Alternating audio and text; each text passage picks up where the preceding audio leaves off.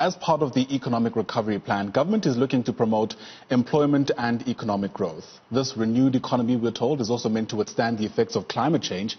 In his weekly newsletter, President Cyril Ramaphosa outlined plans for a greener economy and warned that swift action was necessary to reduce carbon emissions. As part of this broader strategy, the Department of Forestry, Fisheries and Environmental Affairs is exploring new regulations on plastic bags. For more on this, let's bring in Minister Barbara Creecy, who joins us now via our Zoom line. Thanks very much for your time this morning, Minister, and welcome to the AM report. So let's first address the issue of an economic structure that is sensitive to the needs of climate change. What does a greener economy look like for a country like ours, which many contend doesn't have much of an economy to speak of? Well, I think that across the globe, many of our major trading partners are starting to look at how, now that the Paris Accord comes into full effect in 2020, they will build economies that are more energy efficient and more water efficient.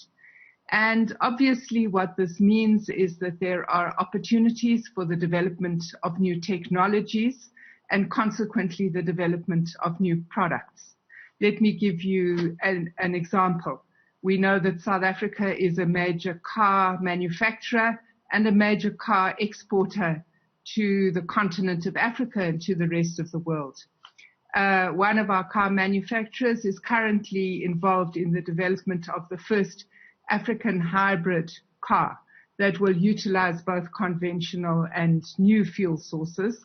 And what we understand is that in many countries across the world, the electric car will become the dominant vehicle going forward. So it's very important that our economy keeps up with new technological developments and that we also find ways in which we can develop these industries. And obviously through doing that, we are supporting the growth of our manufacturing going forward.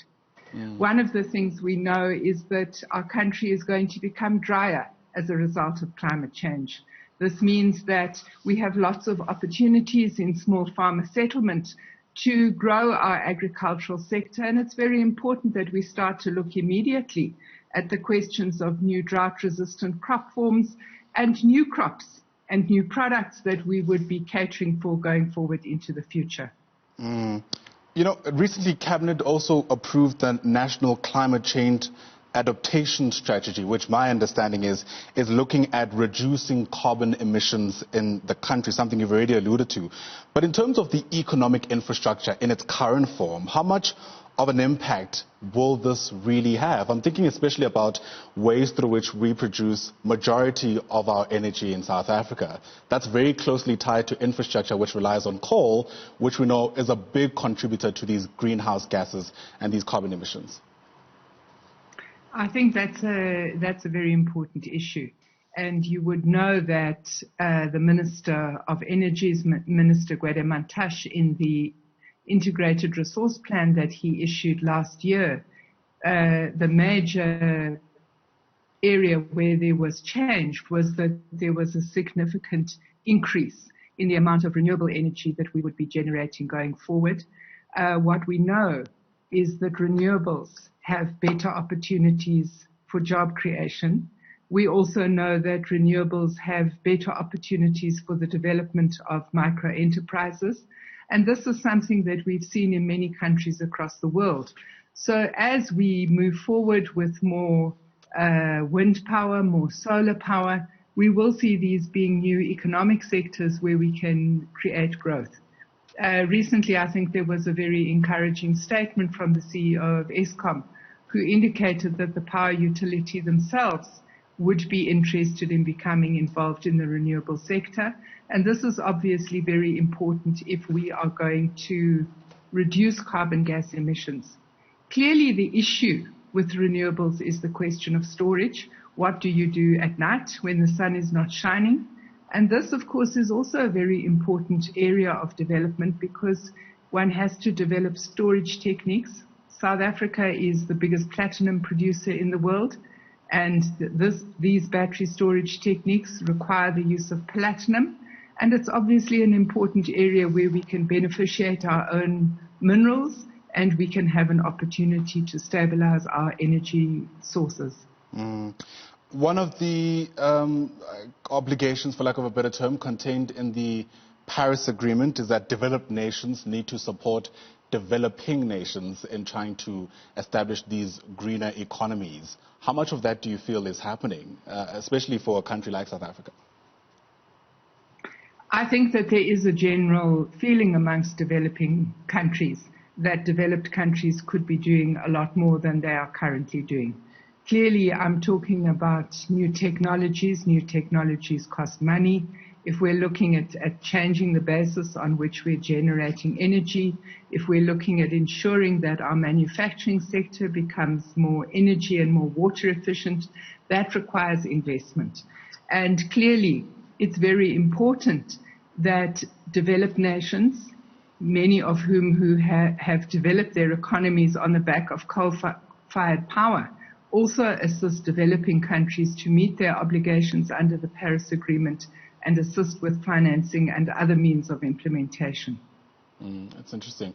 There's also a move to try and introduce tax carbon, to introduce a tax on carbon, essentially, for lack of a better term. And my understanding is that this is happening through the Climate Change Bill and the Presidential Climate Change Commission. But a big talking point, especially from activist groups, is that there isn't really much of a political will for these major conglomerates that are major contributors to the carbon emissions that the country eventually stacks up. So, my question is, what plans are there to up the ante against these governments, or these companies, I beg your pardon, which can really incur these taxes and move on with the status quo? Because, again, there isn't much of a sting insofar as this type of sanction is concerned. So let me deal with the three issues that you've dealt with. The first is the Climate Change Bill, and that bill is currently in NEDLAC. That bill will be the framing legislation that will allow us to measure carbon gas emissions and also will ultimately allow for the taxing of emissions and the reduction of emissions. The second issue is the carbon tax, which National Treasury has suspended temporarily because of the COVID-19 pandemic and the parlous state of our economy, but it is due for introduction over the coming year. And the third question that you've raised is the question of the Presidential Climate Change Commission. Now, the whole purpose of having this commission is a recognition that it's not just government that's involved in climate change. It's industry, it's conglomerates, as you say, it's civil society, and of course, it's also organized labor. And we have to make sure that as we move towards a lower carbon economy, no one is left behind. We don't want a situation where certain workers or certain categories of communities carry a disproportionate burden of the change to a lower carbon economy. And that obviously means it's very important we have to have a place where we negotiate this change and where, as I said before, we also mobilize the finance to ensure that as we are reducing certain industries, we're also creating new ones and creating new jobs. But my view on the question of political will is that we are seeing a shift. I think the fact that the president of the country dedicates his weekly letter to this issue is an indication that we are seeing a shift in our country. It is a global shift. I think that across the world, countries are asking themselves, how do we place our economies on a more sustainable development path? What we all understand is that in order to get out of the parlous economic state that the world economy is in, we're going to have to borrow from our children. And if we borrow from our children, we have to make sure that we are not harming the future of our children. And we know that the biggest threat to the future of our children is climate change. So a green aspect to our economy is very important so that we do not restructure our economies on the same unsustainable basis on which they have been structured in the first place. All right, we're going to have to leave it on those sentiments. Thanks very much for your time and for getting us into the picture about the different movements taking place to try and secure this greener economy for South Africa. Hopefully not just post the pandemic, but even in the immediate future. That there was Barbara Creecy, who's the Minister of Forestry, Fisheries and Environmental Affairs.